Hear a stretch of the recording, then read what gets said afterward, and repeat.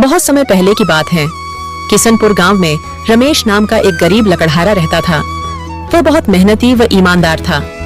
रमेश प्रतिदिन जंगल जाता और वहां से लकड़ी काटकर उन्हें बाजार में बेचता था।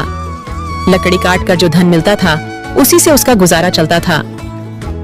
सुनो जी, तुम कोई और काम क्यों नहीं करते हो? इससे हमारा सही से गुजारा नहीं होता है। क्या करूं?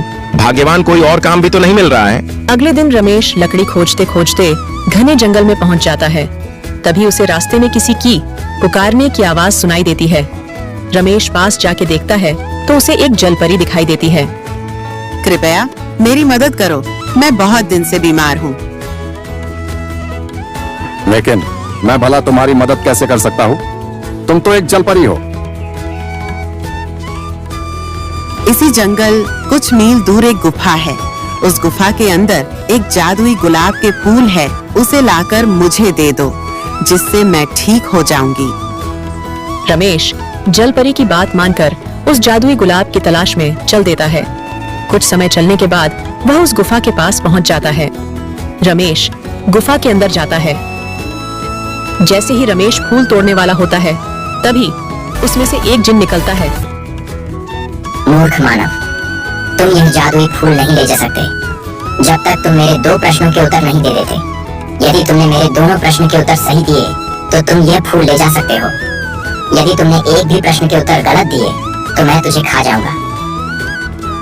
ठीक है, पूछो अपने प्रश्न। पहला प्रश्न, वह कौन है जिसके पास कभी तो दर्जन कपड़े होते हैं और कभी एक भी नहीं होता है? वॉशिंग मशीन है। कभी इसके पास ढेर कपड़े होते हैं और कभी एक भी नहीं होते। बिल्कुल सही उत्तर। दूसरा प्रश्न, वह क्या है जो है तो सोने की मगर सोने से भी सस्ती है? रमेश कुछ देर सोच में पड़ जाता है। इसका उत्तर चारपाई है। ये है तो सोने की मगर सोने से भी सस्ती है। तुमने मेरे सभी प्रश्नों के उत्तर सही दिए हैं। अब तुम यह फूल ले जा सकते हो। यह कहकर जिन वहां से चला जाता है। रमेश फूल लेकर सीधे जलपरी के पास जाता है। जलपरी हो जलपरी, लो अपना जादुई फूल। जलपरी रमेश को मदद के बदले में उसे सोने के उपहार देती है और वहां से चली जाती है। रमेश उन सोने के सिक्कों से अमीर हो जाता है।